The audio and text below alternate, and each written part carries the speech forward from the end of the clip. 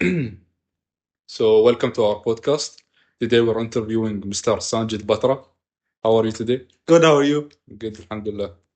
So, please introduce yourself and what you do for a living. I'm Sanjit. I'm 21 years old. I work as a tax consultant in MBG Corporate Services. So, can you describe your role as a corporate tax associate at MBG? Yeah, my role is the corporate tax law in the UAE is still quite new. It was only introduced in 2023. And it basically now all of the corporate organizations in the mainland in the UAE have a 9% tax rate that they have to pay if they're over the threshold of 375 dirhams of profit. So, your job is fairly new in the UAE. It is fairly new, and the law for it is also fairly new. Yeah. So, the laws are fairly new. Okay. So, what is bribery in international business? Bribery is, to my understanding, paying someone either in monetary or non-monetary terms to get an unfair advantage in business. Can you give me an example of bribery in your industry? Something that you came across? I haven't come across this personally, but what a common example of it would be is people would pay their tax advisors and auditors to mess with their financial statements or maybe their tax filings in a way where they could basically commit fraud in the sense of maybe tax evasion or reporting untrue numbers to their shareholders. Is this mostly true for big businesses or even small businesses? It's true across the board, both in big businesses and in small businesses. In audit specifically, there was a large scandal a few years ago where Enron, which was a large publicly listed energy company, had a large scandal with their audit statements where they had basically paid off their auditors a large amount of money to falsify the reports to the shareholders. I have heard also about Siemens, about how they used to bribe governments in order to get their contracts. Have you heard of it? No, I haven't heard of that. No. But is it common for governments to be bribed as well? Uh, in my particular role, I don't see it as much. Governments, not themselves, but maybe people in the government, yeah, government officials, especially in like developing countries, and even in non-developing countries, are often prone to bribery. Okay. So for now, do you differentiate between corruption and bribery, or for you, are they the same thing? Are they interchangeable? I do think there's a difference. Corruption is more related, in my eyes, to a kind of political or a governmental side of things, where bribery could also be related to the private sector, where if you pay a bribe to someone, let's say working for a company to give you a contract, I don't think that counts as corruption. But I do think that if, let's say, you bribe someone who sits in a public office, maybe he's a minister, like a minister of finance or like a minister of transportation or something, to give you a project, that obviously would count as corruption in the government. Okay. Are there any implemented laws against bribery in international business? I know in the UAE there is a anti-bribery and a compliance law with it, where basically, let's say, I'll give you the example of what happens in our company is, let's say we have a referral agreement with some people where if they refer us a customer, Yes. they get paid maybe a small fee for it. Like I'm sure in universities they even have it where if you refer another student, they give you a small fee.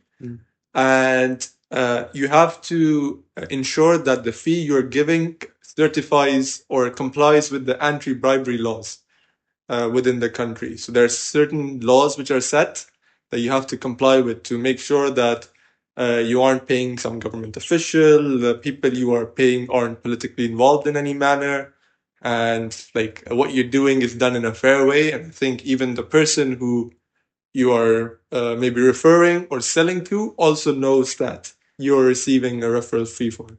And as an international business, do you only care about the country that you're in, or do you care about every country that you're doing business with? Do you only care about the laws of the, like for you, for example, you only care about the business laws inside UAE, or if you do businesses with people in India, do you have to care about the laws there as well? So it's different. So let's say we have clients who have companies that are in many different geographies. Yeah. and let's say a client who is in India and the UAE and let's say a third country, let's say Qatar or something, they would have to comply with all their different laws separately. So they would have an entity in India, let's say Company X. Company X would have an Indian entity that will have to comply with their Indian laws. So they'll have to pay their taxes in India. They would have to make a audited financial statement for India, and then Company X would have a Dubai entity or let's say an Abu Dhabi entity that would have their own separate financial statements, separate tax obligations. The company in Qatar would have their own separate tax obligations and financial statements. So But no, each country deals with it separately. We all our companies also in a few different geographies, so we accordingly deal with them separately. Yeah. but no two countries will clash with each other for law They stuff do like that. clash with each other on stuff like the department I work is in corporate tax, and in corporate tax there's a concept called DTAs, which is double tax agreement, where companies are basically saying that, let's say, for tax purposes, you could be a resident in the UK and in the UAE. So let's say you live in the UK for 6 months or like 4 months and you've been living there previously, and you've lived in the UAE for 6 months, you could count as a tax resident in both countries. So in the UAE, there is no currently any income tax, but let's say there was, you would have to then, in that hypothetical scenario, pay income tax both in the UAE and in the UK. So you'll get taxed you get double taxed. But then DTAs basically are between countries where they say that we won't tax you twice, and you'll get they call it a tax credit, where you'll get a tax credit that can be deducted from the tax you've already paid. Very interesting. So every country has its own laws to fight against bribery. So why do you think bribery still exists in international business, even though every country still implements their own bribery rules and laws?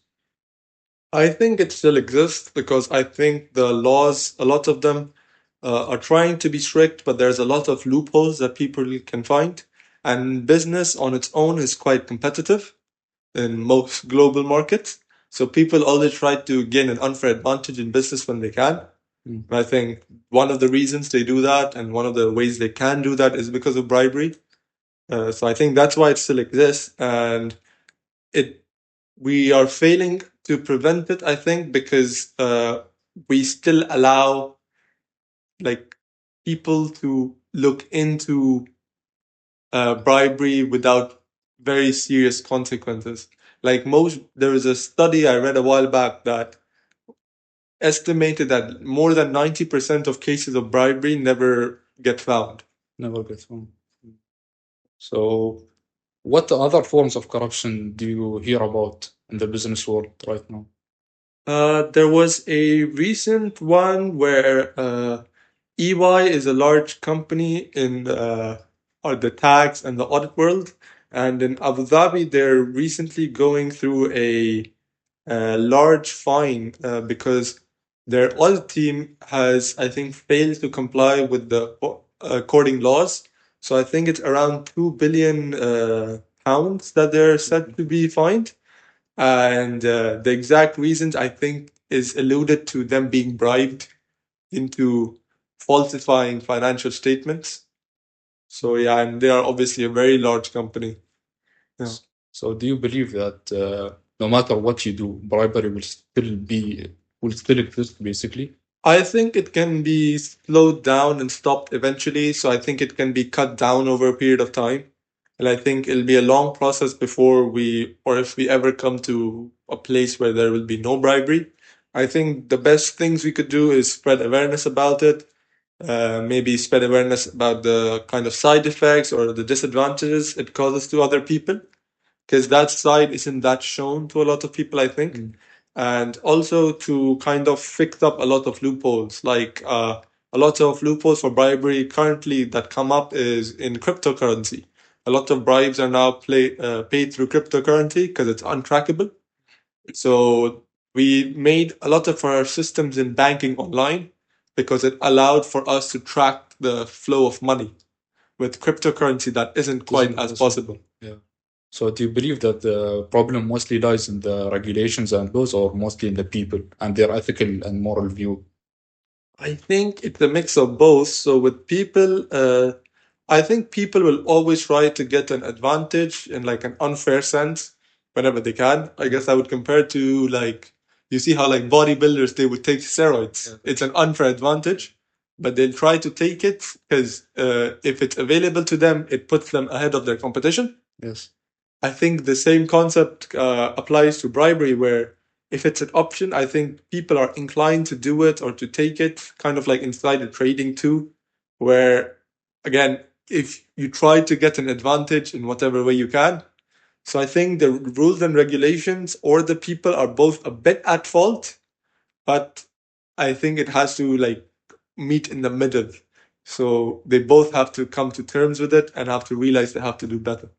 If you were able to add an additional law or something in the system to diminish, let's not completely nullify, but let's say diminish the amount of bribery that happens, what do you think the most effective way or law would be?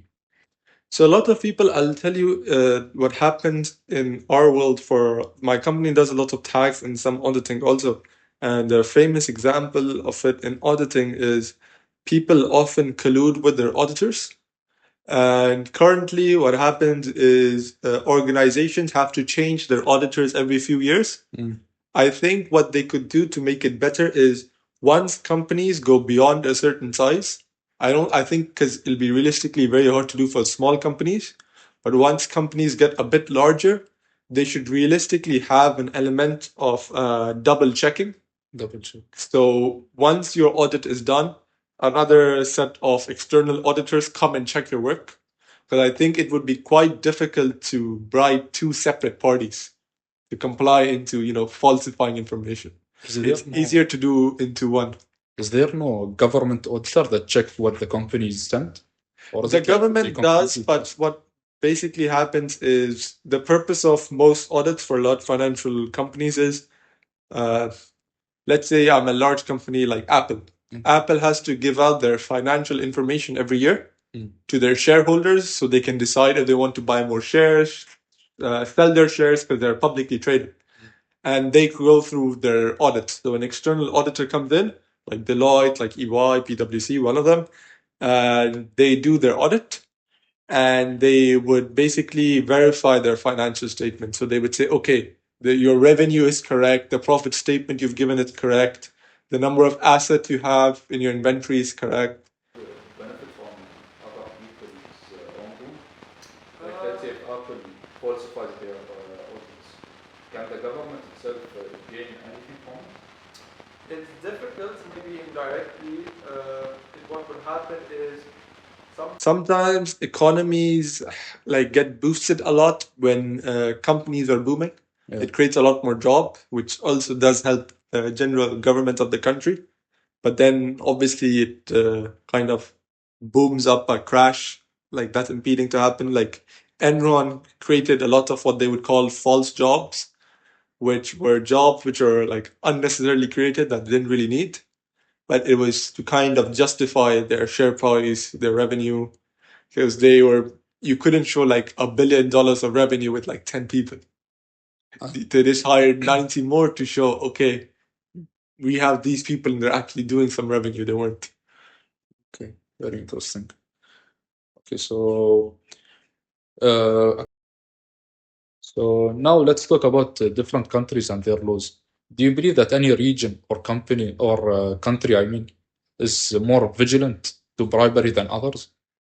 Like, do you believe like in certain or in Asian cultures, maybe it's more vigilant than in I Western? think in or the opposite? generally what happens is developing countries or maybe poorer countries are a lot more prone to briberies because their laws are not as developed in many cases. And another big indicator of bribery is cash transactions.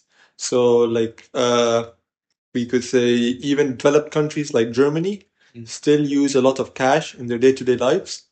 A lot of that reason is for tax avoidance. So, they don't actually show their income because they get a lot of their revenue in cash, so they don't record it. And that is a form of fraud, not really bribery, but then bribery also comes in terms of cash.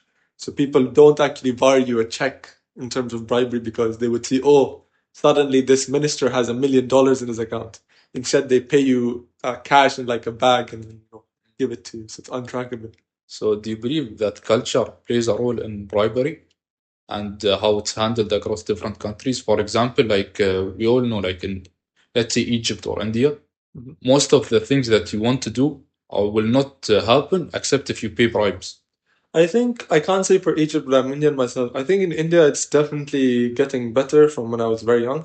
When I was very young, that was definitely the case. But in India, they're moving more and more towards kind of online systems.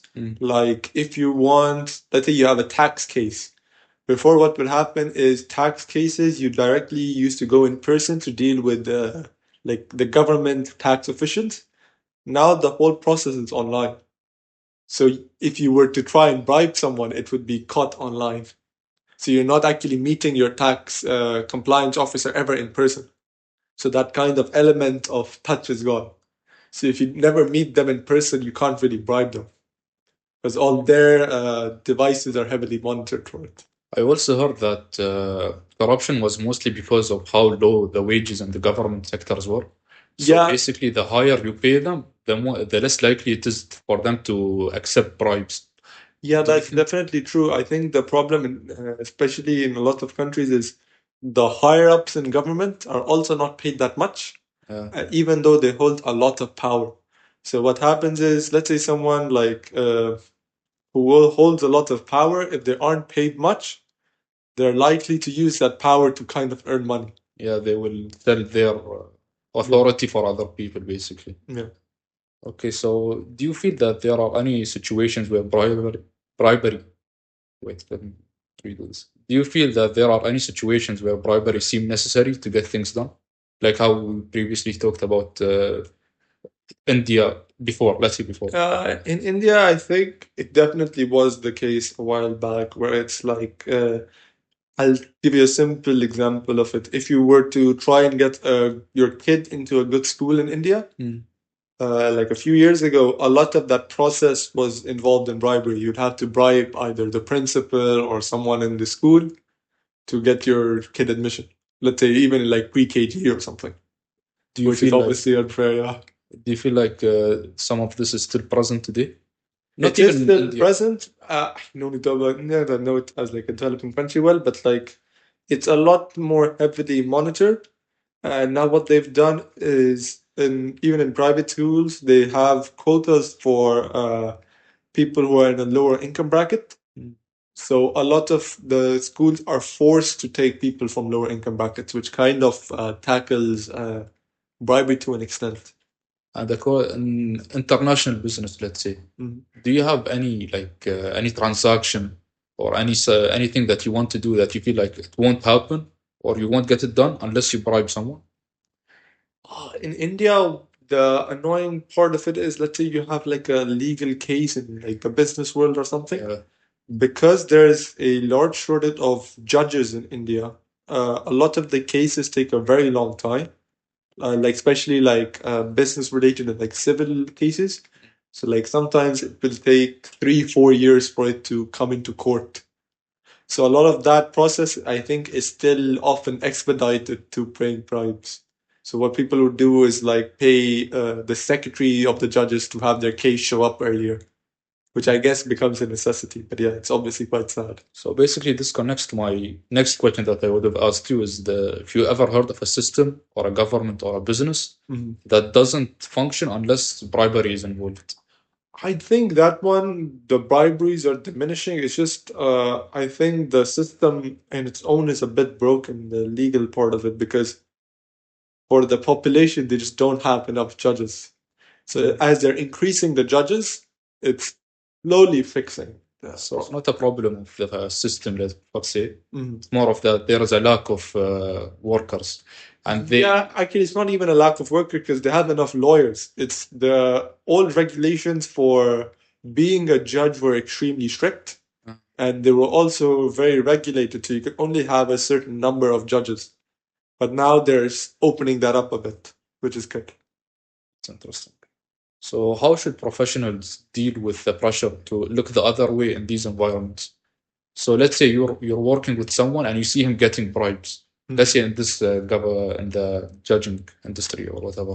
Mm. Let's say you saw someone getting bribed and he took the bribe. How would you deal with it, or how do you feel like the people who just look the other way and not tell anyone about it? Do you feel like they are helping the cause, or I think there's a mix. I think definitely you could make the argument for, to call it whistleblowing, where you would complain about someone taking bribes. But I think the issue is it comes with a lot of fear for some people, especially in developing countries, that sometimes it's so ingrained in the system that it might backfire. But I think that's slowly getting better over time, which is good. No. so basically whistleblowing, for people who don't know, is basically if you see someone doing something wrong, you will tell the higher ups. Yeah. So do you believe that whistleblowing actually helps deal with corruption? I do definitely think it helps dealing with corruption. I think one of the best ways to deal with corruption is to have a better whistleblowing system where you would go and you have clear forms of ways you can complain to higher up, maybe make them anonymous. So, like, they don't know of the identity of the person who's complaining, so it doesn't backfire upon you. I think would be good. Don't you feel that people who whistleblow will feel like they're ruining someone else's opportunity while not gaining anything? So they won't be incentivized to whistleblow? I think they do it out of a sense of ethics, is one. I think what I realize is a lot of people don't do it because they are scared that if, let's say, the higher up is also corrupt, they could get into trouble. So it's more a sense of fear for them. I think they're okay with the other person who is already corrupt being complained upon. I know there's sometimes some sympathy they would feel for them, obviously, but I think that's a necessity. Yeah. But they won't gain anything by whistleblowing, do they? No, they won't gain anything. I think how it does happen, it helps maybe clear up the system. Like they gain something in like a non-monetary terms, like they gain in the sense of the system flowing better, I guess, or like the society benefiting. But they'll have to be very morally righteous for this to work, yeah. to incentivize them. But more Yeah. people won't be incentivized just by saying, "Oh, the society will be better." Most people are incentivized by money. Yeah, I But guess, I- but it like- would be kind of counterintuitive to make them whistleblow for money because then you won't be able to verify it as much. You would be like, let's say I could say person X is taking bribes, but let's say for doing that, if I'm getting paid, then I could just say, okay, not only person X, Y, Z. I could start making it up. You'd lose credibility over it, which it's I can don't be think exploited, basically. Yeah, it could be exploited. Yeah, so that's okay. So, lastly, do you believe that gifts or hospitality can be considered bribery? Yeah, I think definitely gifts and hospitality could be considered bribery. Like a lot of places, the famous one you hear about, you used to hear about, is government officials used to take a lot of gifts, and they were basically unsaid forms of bribery, or like to get in kind of the good showings of them, which I definitely think is a form of bribery. Yeah, like it would be gifts like maybe expensive watches or golf sets or something. What if it isn't labeled as a let's say, like, I gave you a case. Let's say you're a lawyer. Mhm. I gave you my case.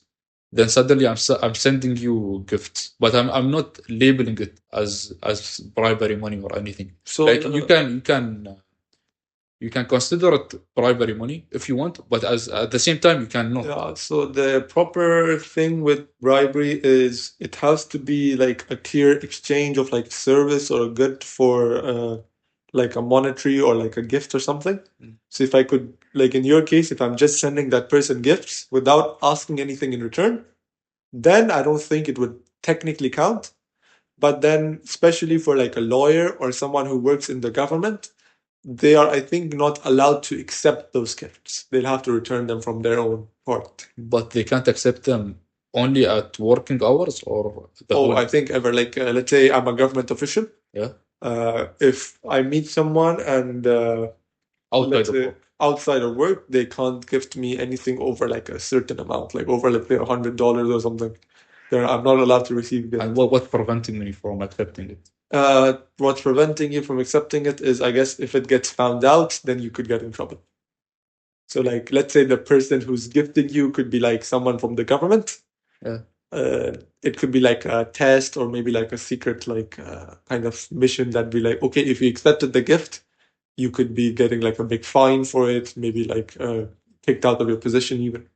So even bribery can be used to deal with corruption. Like they can, Yeah, it's like, quite fish common. out What ways. people do is like accepting. They go as they do a lot of undercover kind of operation where they go and they offer bribes to officials or to other people. And if they're, seen taking those bribes, then obviously they're Is this getting very rewarded. common in government sectors or I in think it depends. I business think in in general? heavily regulated government, it's very common. In business, not as much. In government, I do think it's quite common. Yeah. And lastly, I'd like to ask for some advice. So, what advice would you give young professionals entering the international business when it comes to staying ethical and staying alert? I think you should read like local or like your government's ethics guidelines on whatever profession you do. So ethics kind of depend on your profession. Like lawyers have a different set of ethics to maybe a tax consultant or like even a doctor would have. They all have their own kind of different ethical laws that apply to them that are different from each other. And I think it's definitely worth reading them, worth considering why they've been put in place. Make sure you check periodically that you're complying with them. And morally, it I think has to come from within yourself. That you have to kind of decide what's morally right or wrong. So, what if, let's say, what your employer asked you to do contradicts with your moral decision? Would you It can take be it can his be decision or yours? it can be tough. What would happen is, I guess it depends on your situation. Because ideally, I would say you should follow your own moral following, but a lot of people would be thinking that if they do that, they might lose their jobs. Yeah. And if you're in a situation, obviously, where you need your job, then you'd understand why, okay, they're following their morals there. So let's say the employer says, I'm paying you your salary, but so I'm asking you to do something, you have to do it. Even though it contradicts your moral decision, you like, I'm paying you the money, so you have to do it, no matter what you feel. Yeah, then it comes down to, I think, how strongly you believe your morals or how strongly that action objects your morals. I think if it's for most people, if it's something small, they're likely to comply. But if it's like a big moral stand, maybe then they'd have to look for another job. And do you believe that, let's say, something that's legal, but you feel like it's corrupted? How would you deal with it? If you know something that it's completely legal, you can do it, you won't get penalized for it. But for you, you feel that it's corrupted to do it or wrong to do it. I think at that point you'd have to kind of look towards someone who is in a position of power to, bring up that topic and urge them to maybe fix some legal loopholes that come up. Like what happened, like the US is a big part of it. A lot of their corruption and their like their loopholes are kind of geared towards people who are rich. So their spendings or getting funds from the government is quite easy, where for maybe someone who's of a lower income bracket would be even more difficult.